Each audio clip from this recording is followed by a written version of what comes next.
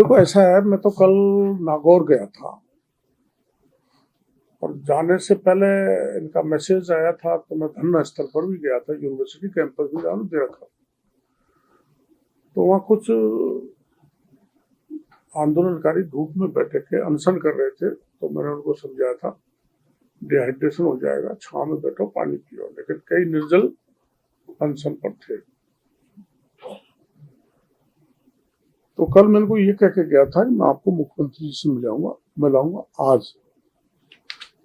मैंने मुख्यमंत्री जी का समय नोट करा रखा है, और पता लगा कि मुख्यमंत्री जी अहमदाबाद चले गए। जब भी मुख्यमंत्री जी आएंगे तब इनका आरएस वालों का भी मिलान कराएंगे, फर्स्ट ग्रेड टीचर का भी मिलान कराएंगे। लेकिन डॉक्टर साहब समय नहीं बचा है, सिर्फ 2 दिन बचे हैं, तो 17-18 को तो एग्जाम है। क्या कर सकते हैं? तो आप समझते हो मुख्यमंत्री यहाँ नहीं है और मैं आज कहीं नहीं जा रहा इनके कारण।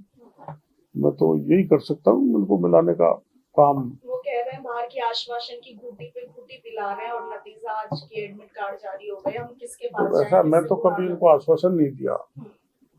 मैं तो इनके दर्द में शामिल हो गया।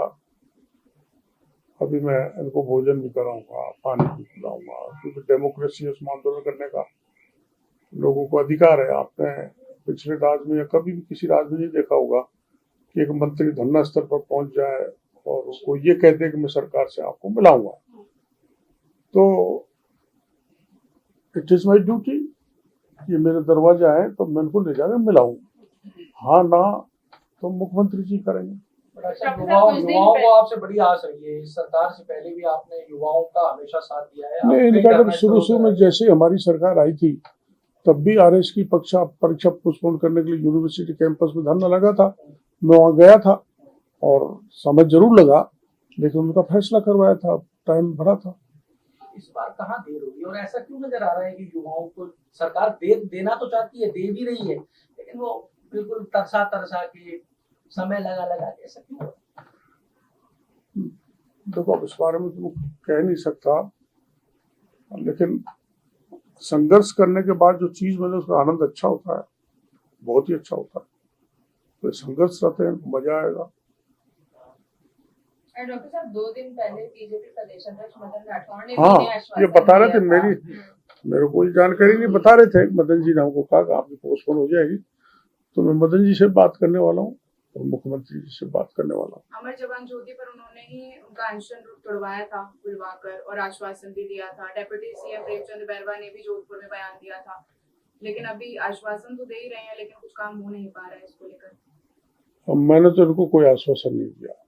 मैंने तो इतना ही आश्वासन दिया, जब भी मुख्यमंत्री जी राजधानी में होंगे तो उनको आपसे मिलाऊंगा। मुख्यमंत्री जी कहीं और लंबे चले गए तो सीएमओ के बड़े अफसरों से बात कराऊंगा और उनके थ्रू बात आपकी उच्च स्तर तक पहुंचाऊंगा। यही कर सकता हूँ। तो आपकी बात हुई है कि मुख्यमंत्री से या किसी बड़े अधिकारी से इसके संबंध में, क्योंकि ये तो फोन पे होने वाला काम है, समय मेरी अधिकारियों में तो एक तो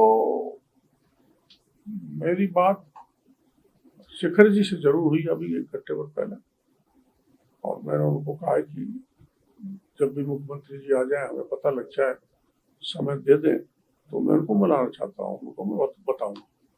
फोन पर कुछ चर्चा हो सकती हुई थी, क्योंकि थोड़ा बहुत आश्वासन उनको मिल जाता, क्योंकि उनकी जो लास्ट उम्मीद है वो आप हैं। जिस तरीके से जो आरएसएस के व्यक्ति बोल रहे हैं कि लास्ट उम्मीद आपको बना रखा उन्होंने, इसलिए हो गई। पर ये दरअसल में ये हैबिट फॉर्मेशन नहीं हो जाए। जैसे यूपीएससी कैलेंडर निकालती है वैसे सख्ती से कैलेंडर निकाला जाए, उसकी पालना होनी चाहिए। पर जब वो मेरे पर भरोसा कर रहे हैं तो मीडिया के भाइयों को भी कहना चाहता हूँ, भरोसा करें, मैं हर हालत में हाई लेवल के नेता या अधिकारी से मिला के कोशिश करूंगा कि इनकी समस्या का समाधान हो। लेकिन कांग्रेस पार्टी से व्यंग कर रही है। अशोक गहलोत जी ने ट्वीट करके कहा है कि ऐसे मुख्यमंत्री के जो अपने डिप्टी सीएम प्रदेश अध्यक्ष की भी नहीं सुन रहे। वो तो किसी की नहीं सुनते थे गहलोत साहब। आपको पता है इतनी ऐसी घनी परीक्षा थी जिनको अपने निरस्त कराने, पोस्टपोन कराने का लंबा धरना दिया था, और उन्होंने कभी बच्चों की तरफ देखा भी नहीं, तरस भी नहीं की। ऐसे ऐसे रिजल्ट जारी कर दिए जिनमें बड़े घोटाले थे, घपले थे, अनियमितताएं थी। तो उनको तो नैतिक अधिकार नहीं है बोलने का। वो तो घड़ियाली आंसू फेंक रहे हैं उन्होंने पिछले शासन में क्या क्या अन्याय अत्याचार जवानों बेरोजगारों के साथ नहीं किया, लेकिन बोल रहे हैं तो बोल रहे हैं, बोलने की मनाही थोड़ी है। क्या पॉलिटिक्स कर रहे हैं क्या वो? अभी तो क्या पता, पॉलिटिक्स नहीं करे तो राजनीति में आए क्यों है, कर रहे होंगे। आपने कहा था हैबिट फॉर्मेशन नहीं हो जाता, हाँ, पिछले साल भी हुआ, इस साल भी हो रहा है। हाँ, सब तो इतनी चिंता रहती है सरकार को। ऐसा यूपीएससी की तरफ पे आरपीएससी भी एक कैलेंडर क्यों नहीं जारी कर देती, क्या इसकी मांग भी आप उठाएंगे? कैलेंडर तो मैंने पिछले राज्य में उठाया था, यूपीएससी की तर्ज पर आरपीएससी भी कैलेंडर जारी करे। तो अब आपके चैनल्स के जरिए मैं मुख्यमंत्री जी से निवेदन करना चाहता हूँ कि आरपीएससी द्वारा कंडक्ट किए जाने वाली सारी परीक्षाओं का कैलेंडर जारी होना चाहिए। होना चाहिए। ऐसा राजस्थान में क्या क्रेडिट की भी लड़ाई चल रही है क्या? किसको मिलेगा क्रेडिट? किसने धरना खत्म कराया? ऐसा कुछ नहीं है क्रेडिट का, तो कोई है। जो भास्कर में मैंने पढ़ा था 40 एमएलएज ने इनकी अनुशंसा की है और डिप्टी सीएम साहब ने भी किया, तो क्रेडिट वाली कोई बात नहीं है। वो तो मुख्यमंत्री जी की व्यस्तता ज्यादा चल रही है, जैसे वो उपलब्ध हो जाएंगे इनकी बात कराएंगे। एसआई भर्ती को रद्द कराने के लेकर एक सांसद बैठे हैं, वो कह रहे हैं कि एसआई भर्ती में तो फिर भी क्रेडिट की लड़ाई है, आरएस में तो कोई क्रेडिट की लड़ाई भी नहीं है, फिर इसकी डेट बढ़ाने में क्या परेशानी है? वहां कितने लोग हैं धरने पर? कम हो गया। और रात में माननीय नेताजी सोते हैं क्या? दिन में रुकते हैं क्या? शाम को कुछ समय के लिए। देखो, ऐसा मैं उन पर कमेंट नहीं करता हूँ उस तरीका आंदोलन का, लेकिन क्या कि यहाँ तो सिर गिने जाता है डेमोक्रेसी में, जिसके साथ ताकत ज्यादा है उसका काम हो जाता है। तो उन्होंने एक बड़ी रैली की थी, उतने लोगों को धरने पर लेकर बैठे। मेरा सुझाव है, बैठे नहीं बैठे वो जाने, तो सरकार पर का ध्यान आकर्षित होता है, सरकार को कुछ न कुछ निर्णय लेना पड़ता तो वो ये कह रहे हैं साहब आपको बुलाया था रैली में, आप आए? है। ये संभव है क्या? मैं इनके धरने पर चला गया, कोई नेता आज तक धरने पर नहीं गया, मंत्री है ना। मैं धरने पर चला गया पहले भी और अब भी, इतना ही कर सकता हूँ। और मैं उनको समझाने गया था, पानी पियो, डिहाइड्रेशन हो जाएगा, नुकसान हो जाएगा, छांव में बैठो।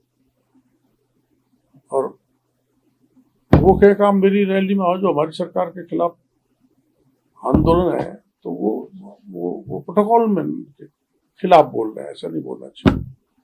हम तो सदा उनके साथ देते हैं, देंगे। अब वो ये कहने लगे मैंने तो बुलाया ही नहीं उनको, वो कुछ भी बोले, वो उस पर मैं नहीं जाना चाहता, बड़े नेता हैं।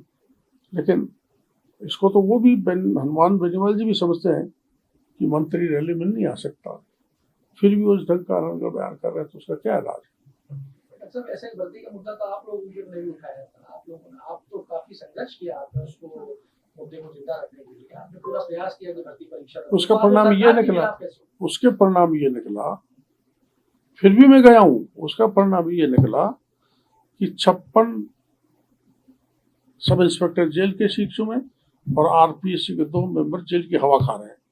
और आपको अगर ध्यान हो तो मैं 3 बार एसओजी ऑफिस गया था सब इंस्पेक्टर के एक कबाड़ों को लेकर, इसलिए 56 जेल गए। तो मैंने तो बार बार कहा है, अब भी कह रहा हूं कि सब इंस्पेक्टर पेपर रद्द होना चाहिए।